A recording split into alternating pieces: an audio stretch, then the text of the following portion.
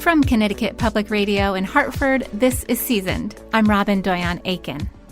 This week, the Seasoned team and I are excited to bring you conversations with two trailblazers in the food world. They both have the distinction of being firsts.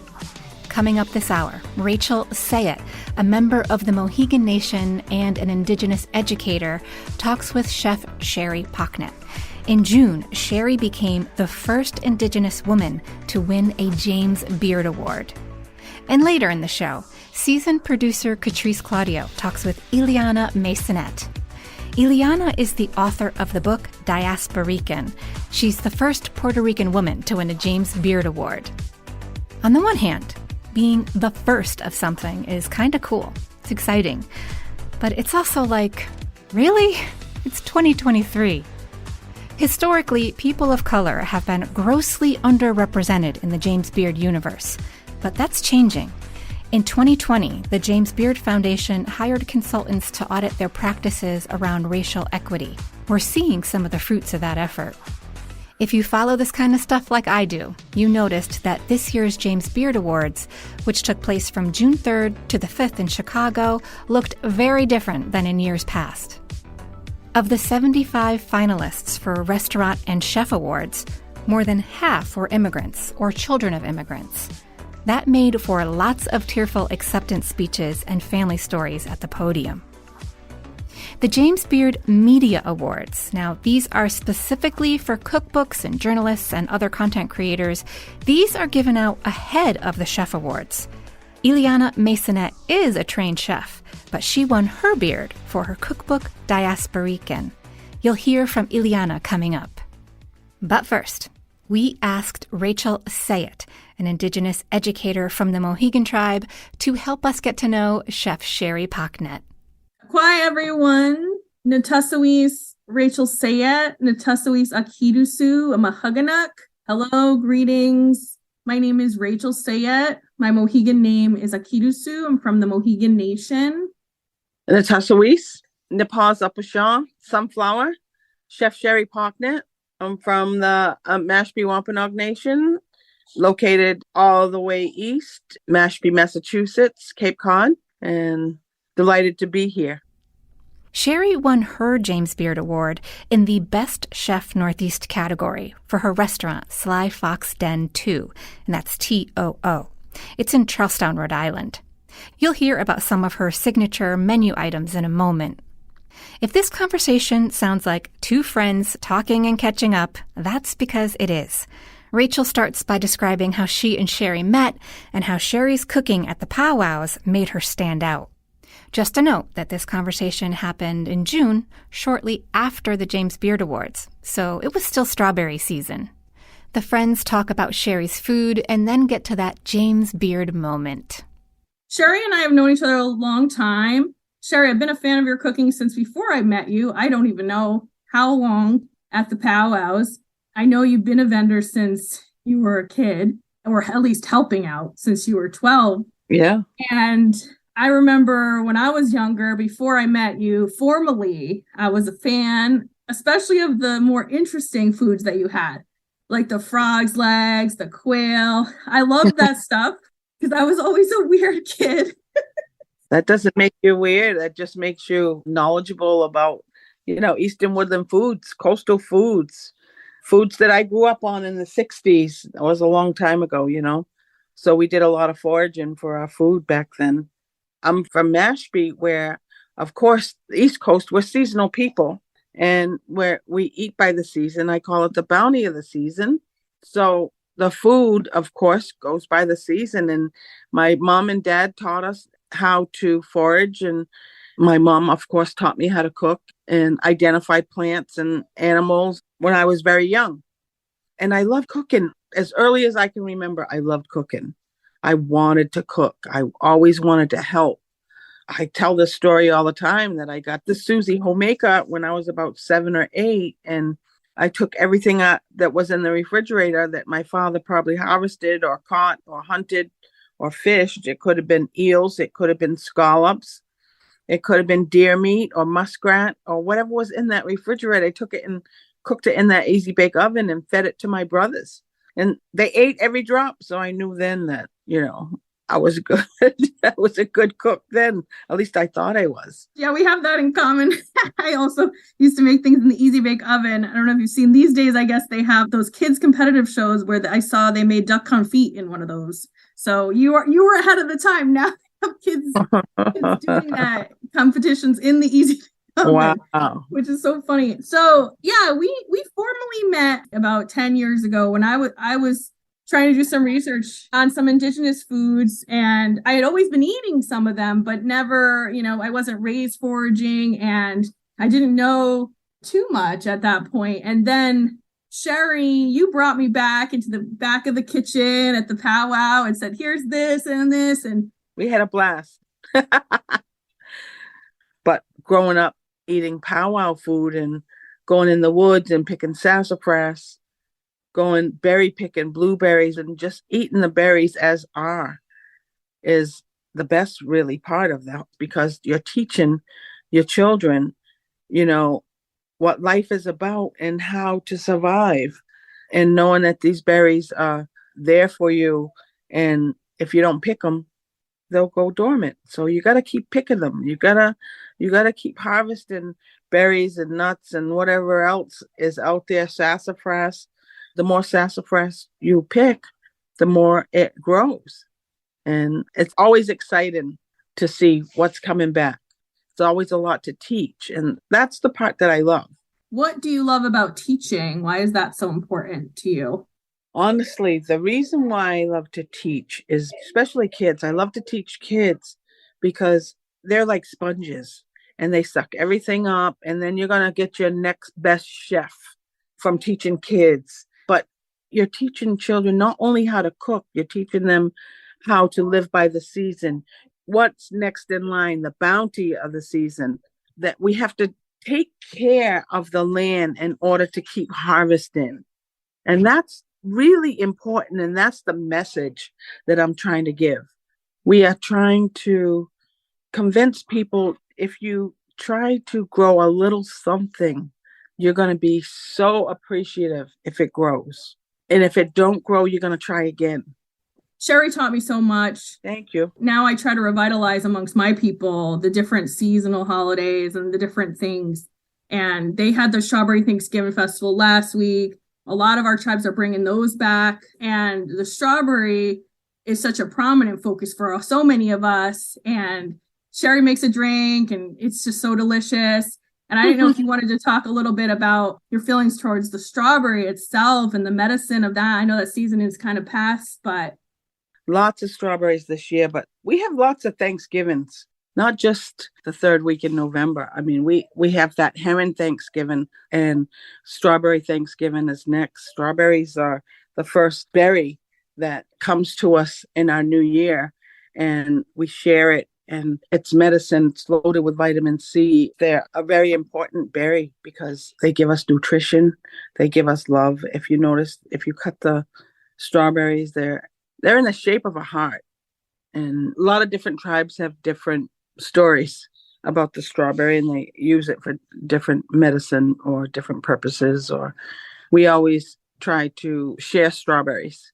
It's a giving time. No, it's beautiful. We say, Mohegans with Tahamunch, and the same definition, I think, throughout New England is heartberry, and beyond Iroquois, all different tribes, right? We all have this love of the strawberry and the excitement that I think about back before, colonization, right? Like, so back then, right, we had no fresh fruit in the winter too. It's like, you're so excited for that strawberry because it's that first fruit. So the medicine is so high in that fruit, but the black raspberries too. And like you say, like you cook with the seasons, and that's really the importance of not only, right, your powwow vending, your catering that you've done for so long. Many of these people don't even know that you do so many different things. You had a food truck, you had this, you had that, and your restaurant. That's what makes it so unique. The seasonality, the indigenous foods, right? What are some of your favorite things? Like, I was thinking about the sassafras martini that you serve, for instance, as something that was just such let me tell you, the elders were very upset about that because that is a medicine plant. And that was just one of my creations, the sassafras martini. And to mix it with spirits, they said, is not good. So I took some heat for that one. But the sassafras martini, boy, it's a good one. My favorite is striped bass. Striped bass is in too. They follow the herring. And to cook with striped bass, to make ceviche with striped bass, to make fish cakes with striped bass is amazing. You can freeze it, you can salt it. And I love fishing for stripers. We go fishing all the time. And I think that's my favorite season. Besides cranberry picking, I love cranberries. Cranberry is my favorite. Oh my God, that ceviche sounds amazing. That one I'm going to have to try, the sea bass ceviche. Oh I have to get you to make it. Yeah. Do we want to talk about fry bread at all? Your feelings towards it? I don't even like talking about fry bread because I got to tell the story about how those Indians were starving. A Navajo woman told me, who taught me how to make fry bread. And the story of fry bread is they were removing Native people, indigenous people off of their homelands and throwing them on reservations, and they were starving. They were not able to hunt or get their food that they normally have, and they ended up having to get government commodities. That's how they threw some flour to them, they threw some lard, and they had to make something out of it. So that's what they ended up making. They ended up making that fried bread. It's good. Of course, we all love it, but it's definitely not indigenous food. Exactly. That's why I wanted you to touch on it a little bit. There's a lot of controversy these days, different chefs, right? Some of them won't do it at all, but a lot of people want to eat it still. So Sherry tries to make us happy and makes a butternut squash one that's also a specialty. I like doing the corn cakes. The corn cakes are my specialty. I do a corn cake with cranberries in it. It has cranberries and whole kernel corn and scallions, and we serve it at the restaurant. We offer it as a toast, and people love it. And we put chutney. We make a cranberry strawberry chutney, and people just love it. It's something different. It's something nutritional, and it's really good, and it's better than white bread. The salmon, I was wondering if you wanted to talk at all about the method of cooking the smoked salmon that you do.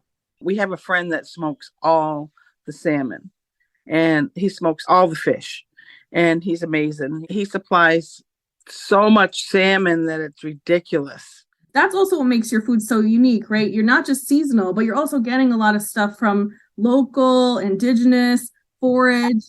And absolutely. Do you want to talk about that a little bit, what that means to you? And to be able to support my local farmer, it doesn't matter if they're indigenous or white or black or poor or rich. It just matters that they have a garden and that they create their own stuff. We also get maple syrup from Pequot, from Mashantucket. And that maple syrup is the best maple syrup in all the land because they have their own sugar shack. Jeremy Whipple is amazing. He's been doing it since he's been a little boy. He teaches all his tribe. We use their maple syrup at the restaurant. I've been wanting to try their syrup. I need to do that. He is amazing. You can get it right at the Pequot gas station. That's awesome. Yeah. So we talked a little bit about some few different foods. Now, in terms of the plans for your restaurants, what are your plans? You have one location in Charleston, Rhode Island, and Sly Fox Den 2. And then you have another building in Preston, Connecticut. That's the real deal. That's the mothership.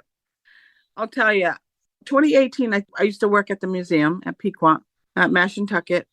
I left there just to venture out on my own. I was doing catering like crazy, and I needed a place to cater out of. And I live in Preston, Connecticut. And right down the street, there was this biker bar, and it went out of business.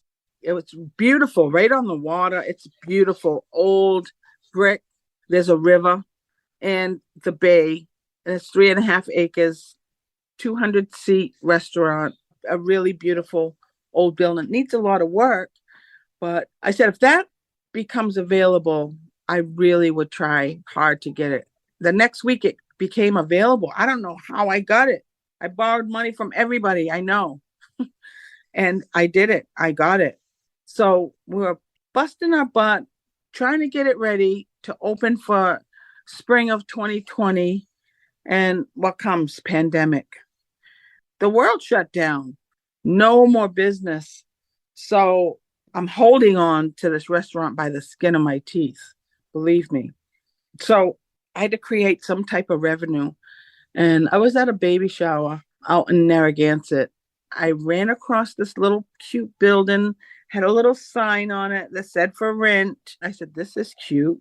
And I'm sure no one was knocking down the door to open a restaurant at that time.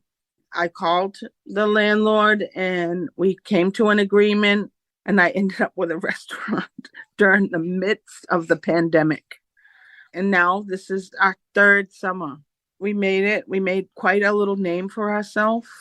And somehow I got nominated for the James Beard Award. And when someone called me and told me that I got nominated, I was flabbergasted. I was like, how do they even know about me?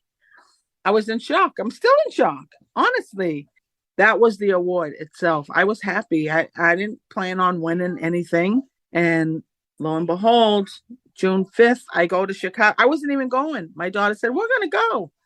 We ended up going, and I was trying to figure out what I was going to wear for this black tie affair. And I was told it's like the Oscars of food. The highest honor would be to wear my full traditional native regalia. And that's what I wore. I didn't think that I was going to get it. I just knew that I wanted to go there and show who I was and be proud of being nominated and be proud of who I was and how far I got. And when they called my name, my whole body, my whole being shook. I was literally trembling and barely made it up there. I didn't write a speech because I didn't think I was going to win. Didn't even think about winning, but I won. And I'm the best chef in the Northeast, and I'm proud. Yeah, we all knew that you were the best chef.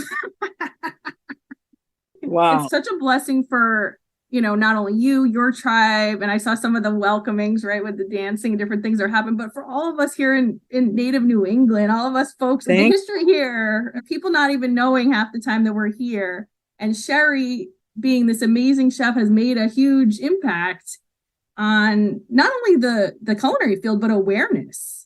And I didn't even realize. They said, oh, she's the first Indigenous chef to win the James Beard Award. I was just thinking I was not Indigenous chef, but just a chef. You know what I mean? I didn't see it like that, but I see it like that now. And I'm proud. I'm very, very proud. And I'm humble. And I'm very appreciative. I have so much gratitude to Creator and my family, my friends, my supporters. I've got so much support, love from everybody. And going through cancer, while all of this is happening, I was really, really sick. I got diagnosed with cancer last year in October. I had to go through chemotherapy. I got really, really sick. And so I couldn't really work anymore. So my daughter took the restaurant over, and Cheyenne is doing all the catering, most of the catering. And so it works out. They're amazing. They really are. Yeah, it's so great that they took an interest and that they've been passing on the recipes and keeping them going. And, even when you're not able to cook, because I've had their cooking too, and it is great. We're just also proud, and I cried. We all cried, like all of the Indian country that knew you. I know, everyone said that. Somebody put a post on Facebook. I don't think the whole town of Mashpee has a dry tear. Everybody's crying in Mashpee. And that was just, makes me emotional. It makes me emotional. But all the more, I'm just grateful.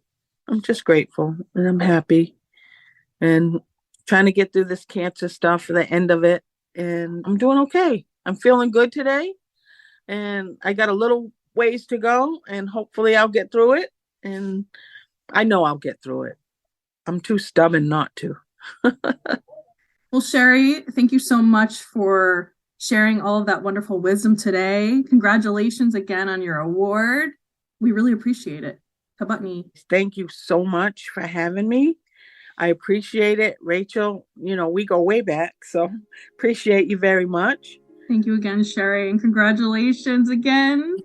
Thank you. That was Chef Sherry Pocknett. She's the first Indigenous woman to win a James Beard Award, and she did it cooking the food of her heritage at her restaurant, Sly Fox Den 2, in Charlestown, Rhode Island. You can learn more about Sherry and find out how to support her in getting that original restaurant up and running in Preston, Connecticut by visiting her website. It's slyfoxdenrestaurant.com. Sherry mentioned farmer Jeremy Whipple. He's the director of Mashantucket Pequot's Michu Oak Farm, where they make what Sherry called the best maple syrup in all the land.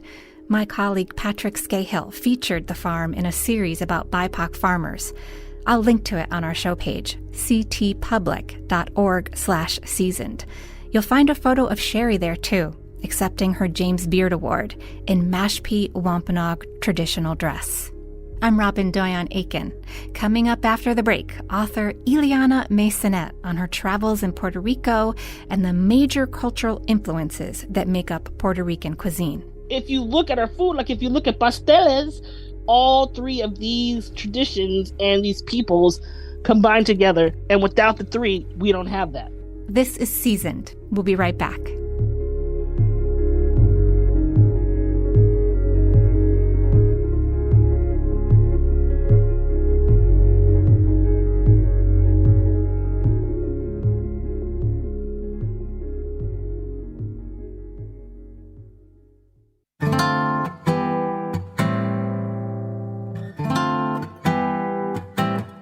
Welcome back to Seasoned. I'm Robyn Doyon-Aitken. Our next guest also made culinary history, even before this year's big awards. Illyanna Maisonet is the first Puerto Rican woman to win a James Beard Award. She's also the first Puerto Rican food columnist for a major newspaper in the United States, the San Francisco Chronicle. Her newsletter is on Substack, and her first book is Diasporican, a Puerto Rican cookbook. She joined season producer Katrice Claudio via Zoom to talk about the book from her home in California. Congratulations on your book's success, for earning the James Beard Award this year for your emerging voice. Thank you for creating a book that we could find ourselves in. And us, I mean Diasporicans. And you were confronted with many, many rejections and saying that there was no space for this book, that there was no market, no one was trying to check for it. And I want to uplift that I and 5 million others stateside are that market. So thank you, thank you, thank you. Thank you. You say this book is for Diasporicans. Can you please describe what that means to you? Exactly who are you talking about? Well, Diasporicans are what they call any Puerto Rican that doesn't live on the island. It doesn't even matter if you were born and raised there. As long as you are disconnected from the island and living stateside or anywhere else like Hawaii, you are considered a Diasporican. Your book not only celebrates the beauty of our food, but it also releases us from the superstitions and traditions of Puerto Rican cooking, like you don't have to frito your sofrito, right? Fry it up first. You don't have to soak your beans. You even admit to the ceremonious frying of sofrito when you're cooking in front of other Puerto Ricans. As someone who understands the need to uphold the rituals, I am always going to clean my chicken first because it's been drilled in me, but I seldom make sofrito from scratch. That is my cardinal sin, right? Are there any rituals that you hold on to, like for the comfort or for the culture of it all? Well, if I'm cooking for other people who I know are, dead set on like washing their meat and putting sofrito in, frying it in the oil in the beginning, like I'll do all those things, but I'll still end up, if I do add sofrito in the beginning, it's mostly for the other person, and then I still add some towards the end. And obviously it's made a difference because, so many people have noticed the flavors towards the end too. And I tell them every time, like, that's because I add it towards the end. What was the process of unlearning traditional ways? Like, was it easy for you, or did you just kind of say, you know what, this is not working, so I'm going to do what works? I mean, you're not unlearning them because they're still embedded in you, and you still know how to do them, and sometimes I still do them. It's just that most people who cook the food of their culture, Puerto Ricans who cook Puerto Rican food, that's just food, it's their birthright. So every Puerto Rican is doing it not necessarily the way that other Puerto Ricans do it. They're doing it the way that their parents or their grandparents taught them how to do it. So even when we're talking about Puerto Rican food, not all Puerto Rican people make Puerto Rican food the same way, which is what mostly causes a lot of the heated discussions and disagreements and arguments. Well, my grandma didn't do this. Well, turns out, plot twist, your grandma wasn't even that great of a cook. So there it is. But in addition to that, though, I think a lot of my looking from the outside in comes from just going to culinary school. So we're there, they teach you nothing but very Eurocentric techniques. Everything is French. So you might get lucky and get a class that focuses on quote unquote Mediterranean cuisine, but for the most part, everything is French. So there are techniques that I will take from there because I personally think that they might amplify Puerto Rican cuisine, like the flavors, or make my cooking easier or more efficient or quicker, and then apply them to Puerto Rican food. And that's the difference. Love that. And it actually echoes in my next question, which is that Puerto Rican culture and Puerto Rican cuisine in general, you had stated that it's very regional specific, that we often prepare things based off of what's accessible to us. You found regional specific delicacies out of Luitza and Humacao, and my own understanding, like I have a personal relationship with Puerto Rican cuisine, but you expanded my own understanding of like Puerto Rican cuisine beyond pork and beef and occasionally shrimp. You actually found preparations of rice and alcapurrias, which is like a fried pasteles or a tamale like fritter with crab, which is like unlike anything I've seen before. And so what was it like discovering those hidden gems in Puerto Rican food that you may not find stateside? Well, I mean, finding alcapurria with crab is actually very common if you go to Luisa or Piñones, or finding lots of empanadillas or pastelitos with crab. Like, that's very common because that's where that region cooks a lot with the land crab, which when they capture them when they're in season and then put them in some type of carrier, and then they flush out their system and feed them coconut and corn to make the meat more sweet. Wow. But so that's an easy find. But finding things like the rice fritters or the granitos in Humacao is a lot different because you would actually have to go to Humacao or the surrounding areas because, of course, people move through generations and they kind of will leak out into like different surrounding towns or municipalities, or the barrios as they call them. Because you're not finding that in San Juan, period. No. That's not going to happen. And that's where pretty much a lot of the people who come, it's always like the same. Like, I had a wonderful 3 days in San Juan. And as soon as you say San that, Juan. I already know you're on a cruise. Boom. But if you're on a cruise, you have a very limited amount of time and even distance that you can explore in that short period of time. And I think because it is such a common experience of Puerto Rico for people in America, there is this limited understanding of how much you can just veer out and actually explore the island. What was that like for you? During your travels there, were those your first times visiting the island into your adulthood? Were you assisted by guides? Did you go visit family, getting this deep personal connection? Like, how did you end up uncovering these things? It was the first time that I had gone as an adult by myself, which is very different than going as a kid. Because you're at the mercy of your parents, which means they go and they don't have a car, which means you're at the mercy of whoever is driving you around. As an adult, the more I went, the more comfortable I got. The more it became like a piece of home. It's never going to be my home because I'm not from there. Right. But it becomes a piece of home, and you get more comfortable. The more comfortable you become, the more, you feel that you can explore. So when I first went, it was kind of like all these things on my checklist that I wanted and needed to do, because we were researching for a little cookbooklet that I created in 2014. So we were like, okay, I want to go here. I want to meet this person. Need check. And then the next year you go and you're like, okay, now it's like half work, half play. So now it's gotten to the point where I just rent a car and I drive. Ooh, so we're getting super familiar. Right. So I just get in the car. Like last time I was there, I took a couple of my friends And my mom, because my mom goes everywhere with me, of course. Because in California, we do day trips where I'll put her in a car and we'll just go to like different farms and orchards. And that's essentially what I did. I just replicated the road trip in Puerto Rico. I just got in the Jeep. Those towns just kind of like spill into each other. So we just went from Vega Baja, Manatí to Arecibo, Barceloneta. That's fire. So just straight exploration. And that's got to be exciting. So you are a writer, and I read in the book that you wanted to write like a writer but cook like a chef, which I thought was super interesting because that actually influenced your decision to go to culinary school. How did culinary school impact that process of not only learning your cuisine and creating and developing recipes, but applying proper techniques when necessary?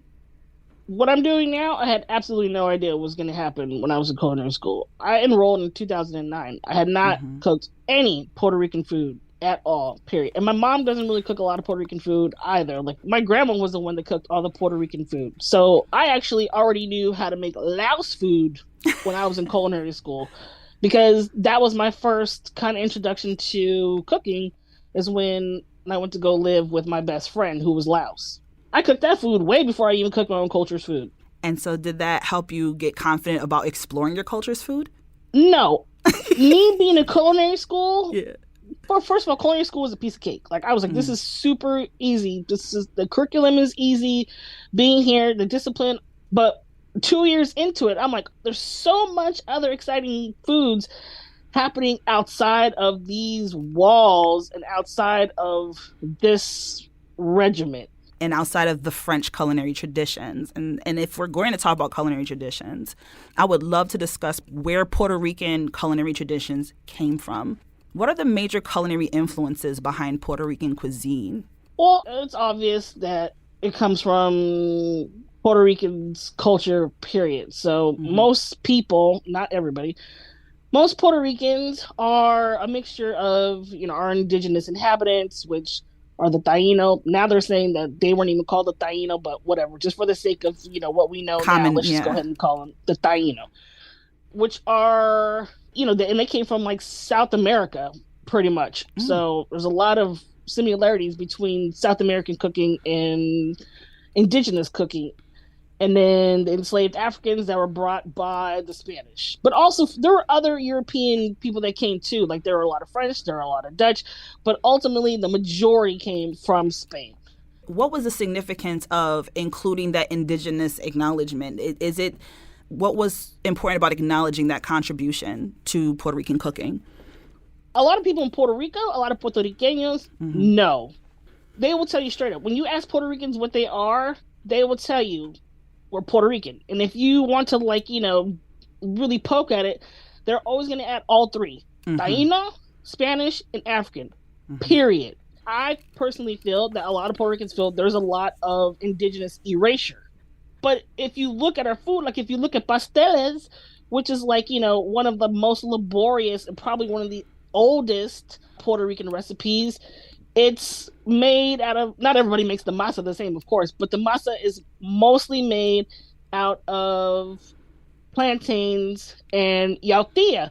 Yautía, yuca, ñame, all of those tubers are indigenous. The inside is made from like a stewed pork, which is Spanish.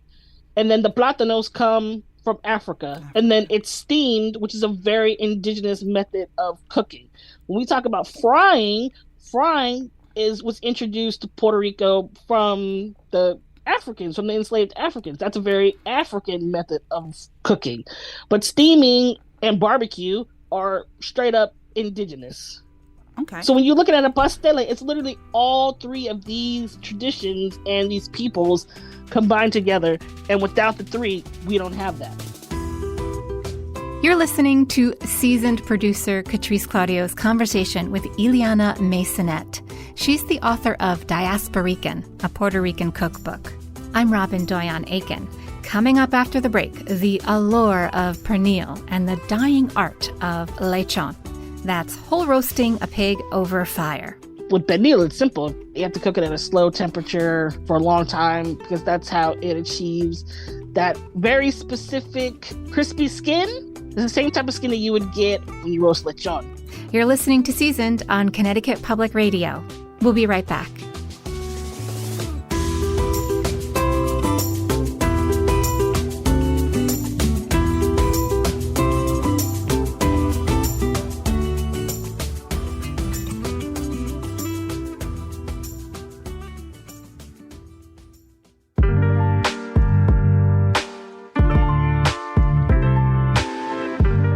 Welcome back to Seasoned. I'm Robyn Doyon-Aitken. In our previous segment, seasoned producer Katrice Claudio talked with Illyanna Maisonet about the Taino, Spanish, and African cultural elements that make up Puerto Rican cuisine. Those are the influences Illyanna draws from for the recipes in her cookbook Diasporican. They'll talk about some of those recipes coming up. We pick up the conversation with Katrice asking Illyanna to talk more about the complexities of being Diasporican, a person of Puerto Rican heritage who doesn't live on the island. You created this understanding of what it felt like to be a Diasporican by saying that we derive from this tribe of ni de aquí, ni de allá. That means not from here, not from there. I'm a Diasporican, and I'm fine with that because the issue is, as soon as you leave the island, you become a part of the diaspora. And right now, we're 5.8 million of us stateside. There's only 3.2 million on the island, and that's not by accident. It's that connection or that displacement sometimes that further fuels our drive to preserve the foodways, uphold the traditions. It's like, well, if we're not speaking the language, we're going to know when to drink coquito and how to make it. We're going to know what goes in my arroz con habichuela or gandules. It's this territorialism or this ownership of saying, well, I'm going to participate where I can. And I am so curious because as much as you acknowledge that we're all Diasporicans and that we all in some way are connected to each other, whether we acknowledge each other or not, you also say that it's not a Puerto Rican cookbook. And there's like a whole irony behind that. Could you elaborate more into why it's not a Puerto Rican cookbook? Well, because I'm the one doing the cooking and I'm a Diasporican. So there's always going to be ways in there. It gives me a buffer. It gives me the grace to do things my way. Because I'm already making sofrito in the only way that I can, but it's already different from Puerto Rico because I cannot access ají dulces, which traditionally goes into a sofrito. I have just barely begun, maybe in the last 5-7 years, been able to find one place where I can access recao, which is culantro. In Cali? So, wow. Yeah, in California. And that's because it's at a Southeast Asian market that serves the Southeast Asian community because a lot of Vietnamese people use it in their pho. Okay. Well, so I'm already making the Diasporican version of sofrito, which a lot of people already do, and it's been done for so long that now even people in Puerto Rico are adding bell peppers to their sofrito, but that wasn't always traditional. Sure wasn't. And speaking of those recipes, right, so the carne guisada recipe was the first recipe I have ever made from a cookbook ever. And the reason why that recipe specifically was chosen is because, one, it was the first recipe I read where every ingredient on the recipe was in my house already, but also, that I knew how to make carne guisada my way. But you also make it my way, and it felt familiar, and it felt identifiable, right? But you jazz up a lot of the classics like guanimes. You jazz up your recipes for even pasteles stew. When was it important to incorporate tried and true classics like that carne guisada that you created? And when was it exciting or important to just create alternative experiences of those tried and true classics? For me, there are a lot of tried and true classics in there. Like the arroz con gandules is my grandma's recipe. The bacalaitos are my grandma's recipe. The pasteles are my family's recipe. So there are more tried and true recipes in there than there are, California Puerto Rican recipes. The only reason why I did guanimes that way, I just decided to add Dungeness because I have more access to Dungeness than I do bacalao. It's harder for me to find bacalao than it is Dungeness crab. What I appreciate is understanding how you experience your culture in a place where even that accessibility to the culture is limited. That bacalito connection that you talked about, where you said that your mother or your grandmother was making bacalaitos like her mother before her, and they hadn't spoken in years. Yep. But they were very similar because they both didn't add sazon, they didn't add the baking powder, they were both this good color. And it was this disconnection while being completely connected at the same time. In my opinion, it felt like it was the overarching, echoing sentiment throughout the book. It's this, we are so detached from our roots and our culture because, again, people are hoarding histories, they're hoarding recipes, hoarding secrets, which I don't even know if that's a Puerto Rican thing or just like a familial thing, but either way, it has the same impact. Was writing this book a way of bridging the disconnects between the generations, even for yourself in some like unique spiritual way, or was this the release of these recipes need to go out here? It's not like the book just happened overnight. You know what I'm saying? Like, I've been working on the book since really 2014. The book is like a culmination of so many parts of my life, just from starting the book in 2014 when my grandma was still alive, from having the column with the San Francisco Chronicle. A lot of the stuff in the column is in the book. Back at the time, I was focusing a lot more on Puerto Rico rather than the diaspora itself. Mm-hmm. And then my life, my experiences, and other recipes. It's really not that deep. I just wanted to write a cookbook that was for us, for diasporicans, because that had never been done before. Mm-hmm. I wanted to write a book that centered itself around diasporicans, which had never done before. And I wanted to write a book that came from somebody who's from a diasporican voice, because a Puerto Rican cookbook had not ever been written by somebody who's not from or living in Puerto Rico.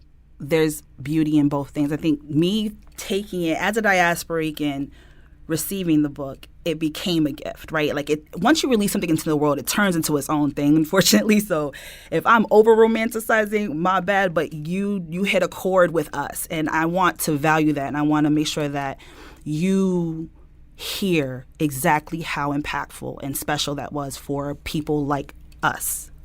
So with Puerto Rican cuisine as it stands right now, you mentioned that it's not a cuisine you rush. You absolutely have to take your time with it. You need to be attentive. Puerto Rican people aren't a people that you rush, so. And so there is this Puerto Rican restaurant here in Connecticut, Criollissimo in New Britain, that has a line out the door at lunchtime and regularly sells out of its pernil.